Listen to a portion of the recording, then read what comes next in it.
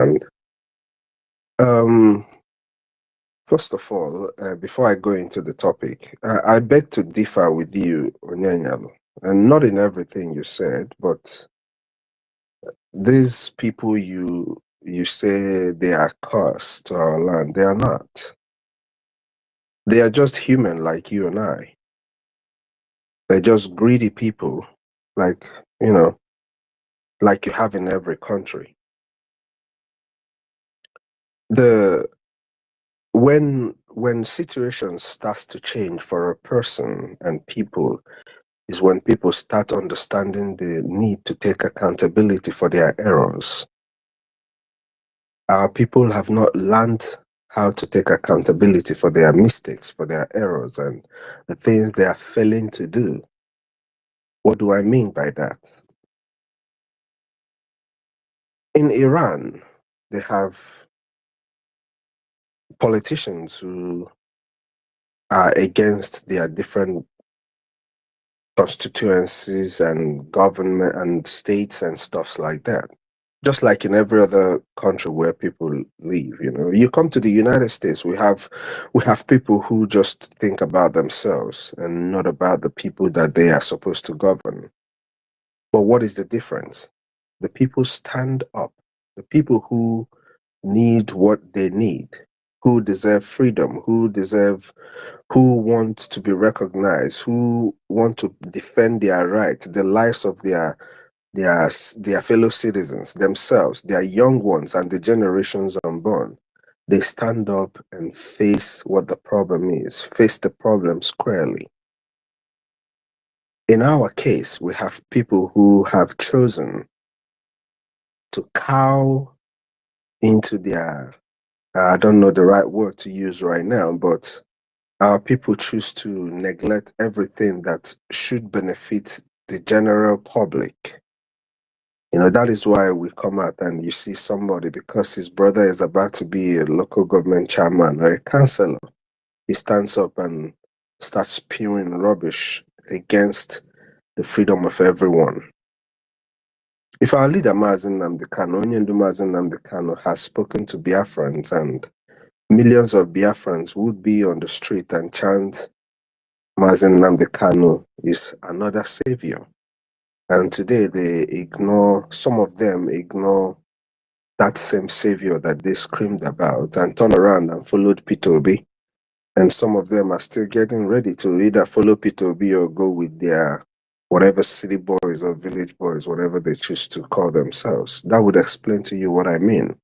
So I'm not, I'm not saying that what you said is not okay, but I don't think these people are curses to us. They are curses to their families. The earlier our people understand that we are the ones that are holding ourselves down, the better for each and every one of us. What happens to those who are living in diaspora? You and I, those who are living in countries, civilized countries where we pay our taxes and we have things done for us. What happens to them? Also, these evil people back home, they are cursed. You remember around 2023, we, under the leadership of Mazi Simon Ekpa, we told and made it very clear that our people in homeland have lost the right to think for themselves when we realize that they cannot think properly when it comes to political decision making to what concerns our homeland. That was why that statement was made. So it is important that we realize the earlier we stand up and start taking accountability and responsibility for the actions that we are doing, the better for each and every one of us. The problem we have is Biafrans. The problem I am with Ndi Igbo. Ndi Igbo bụ problem I am with. I'm sorry to say, but it's just the truth. We are our own problem. You see the city boys. The city boys jumped out and now they have the village boys. Everything for them is cruise. They do it for the glory of the moment, whatever they gain for the moment. So it's not these people. How many politicians do we have back home? If we even to talk about that, how many of them do we have back home? We're talking about the people in the north defending their people. They are defending their people because their people agree with them.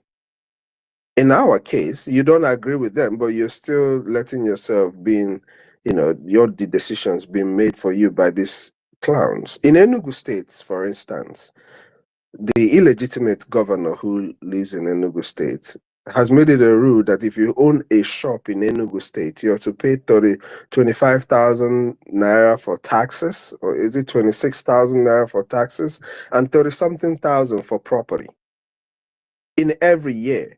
So every year they tend to collect almost 60,000 from each shop owner. Mind you, there are tens of thousands of shops. It doesn't matter. This is not just shops in the market. This is both kiosk on the streets. And people sit back and act like, oh, maybe they come out, they close their shop because they don't want to be caught up by the people who come to close their shops. The people are the problem. It is not just this few number of people. Our people must stand up and do the needful. The Iranians have lost over 40,000 people since they started this quest to evict the terrorist regime in their homeland. Over 40,000 people have been killed. I don't know if you get what I just said. Over 40,000 people in months. But our people cow into their homes. They even want to blame you for encouraging them to observe civil disobedience. So how are the politicians their problem? The same politicians that give them 500 and they go out and vote and they suffer for the next 4 years. How are they their problem? That's what our people say, isn't it? I believe that's what our people say. So they are not majorly their problem. The problem lies within our own selves. Now, going to the topic, Briggy is being taken seriously in the US policy cycle.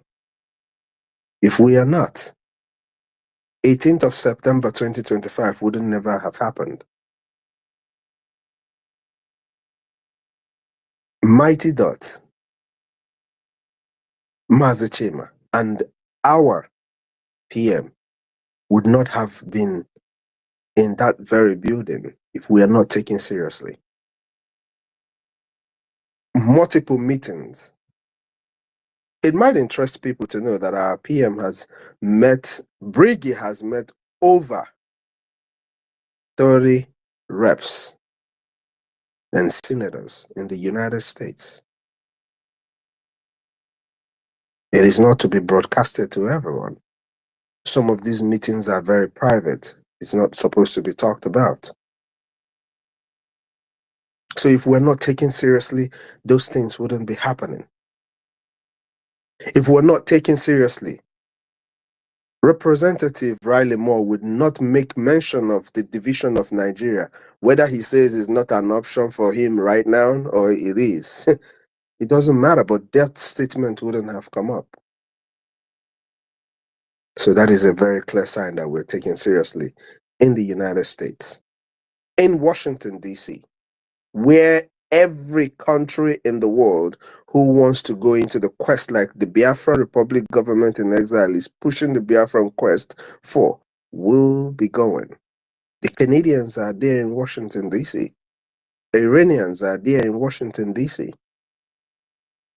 And every other country that desires to be free or to have their voices heard. So we are taken very seriously in Washington, D.C. But the most serious result we can give to support what is happening in Washington, D.C. comes from what we do as Biafrans, those in homeland and those in diaspora. Our ability to support our government makes a difference. The government is not just a government because it bears and it has all that it takes to be a government. No, it's a government because it governs the people. It is government of the people.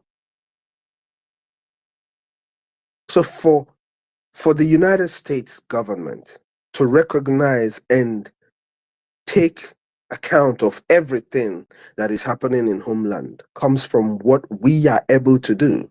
I think Onyenyere said this. Your support to this government means everything. Your financial support, your encouragement, all of that, it means a lot. The same way you are in whatever country you are in diaspora and you do everything to make sure that you do things right, you pay your taxes, you support that government to provide adequate security and basic amenities for you. That is the same way we expect you to support Biafra Republic government in exile. The only vehicle that is going to drive us into Biafra. It don't matter how anybody wants to see it. Our negligence, our continued the continued ignoring, people ignoring what we are saying, it's only prolonging what is to be. That's only what it does. Prolongs it, prolongs the suffering of our people in homeland. So isn't it better that we all put our little resources together and achieve what we are supposed to achieve? You know, every time I speak, I talk about hypocrisy. Onyenyalu, my brother, when I talk about hypocrisy, now I want you to get this, right? Out of over 150,000 people who follow Mazi Simon Eba on Twitter, you can agree with me. I would like to hear your voice, Onyenyalu. You can agree with me that over 10,000 of those people are Biafran youths. Do you agree? They are modern. They are modern. I think they will be modern. That's what I said now. Over. That's why I said over, my brother.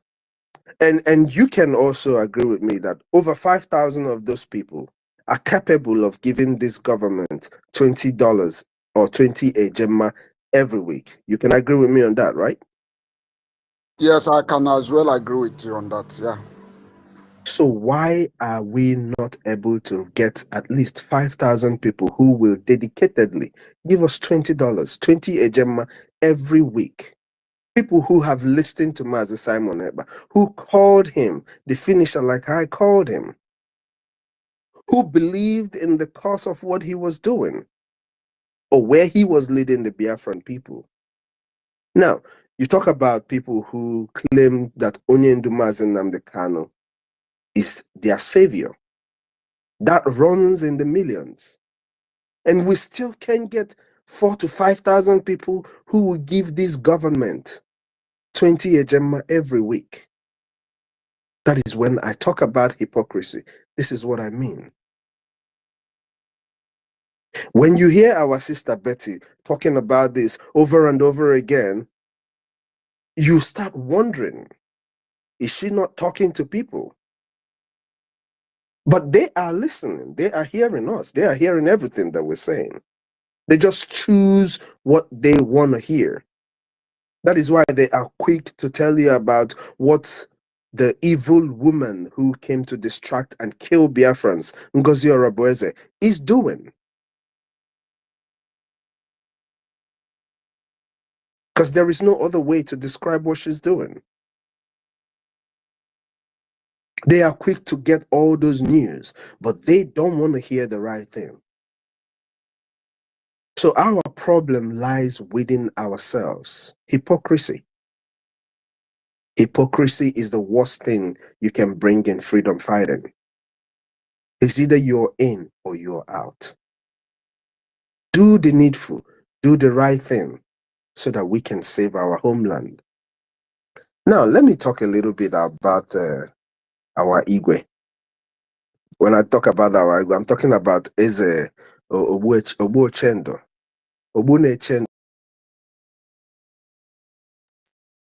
Yes, what he said is what needed to be said.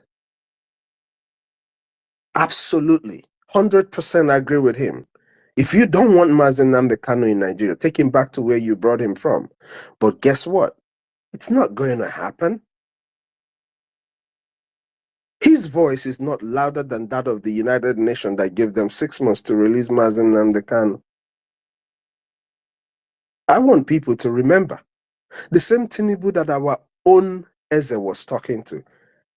I'm telling you, I respect that man more than anything right now for standing up in front of terror and saying what he said with his full chest as an Igbo man. But I want people to remember that the same Tinubu Bola Ahmed that he was talking to released drug dealers, murderers, right before our leader Mazen Nnamdi Kanu was sentenced to life imprisonment. He pardoned them.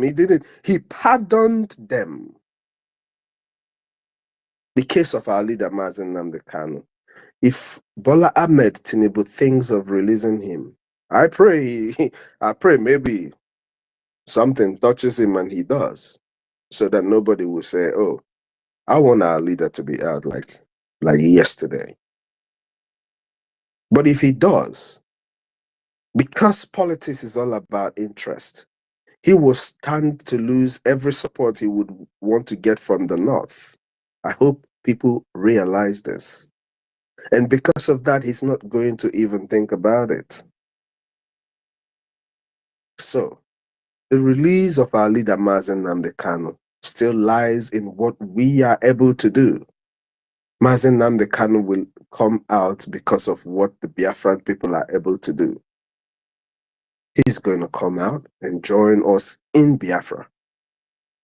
We must do what we have to do to make sure that our leader Mazen Nnamdi Kanu comes out. As for our Prime Minister Mazi Simon Ekpa, it is just a matter of time. It don't matter how long they keep him. In my own words, African's best son, Chuayaba, is all about time, and he will join us too. So they are in better places where they are just counting time, as opposed to our leader Mazen Nnamdi Kanu, who is in the midst of vipers. If you truly believe that our leader Mazen Nnamdi Kanu is another savior, deep down in your heart, kill the hypocrisy and do what you're supposed to do. The earlier the better. Emengwangwa emehelodachi. Manyenyo koma mirionu. Bala anyofofo. Dalon everyone. May God bless you all. And don't forget, our PM is going to come up today. Make sure to join us so that you can hear your own PM address you and talk to you. Hypocrisy is the biggest problem that we suffer. The earlier people realize this, the better for each and every one of us. Thank you, everyone. Greetings, my brother, our African admin, Mazi James. Greetings from here. Mazi, okay? I see you. Greetings. Dalun, everyone. Thank you all. Thank you so much, our regional CEOs. Thank you for tuning in. God bless you for your word of encouragement. And I thank you for speaking to the Biafran people. Yeah, CEO is a CEO. Charles, are you there? Before I pass the mic. Yeah, I'm here. My sister. Make it 3 minutes, 3 minutes so that I give. Yes, I won't take up to 3 minutes. You know, my own are sharp. I greet the house. I greet you, my beautiful sister. Our great tutorial.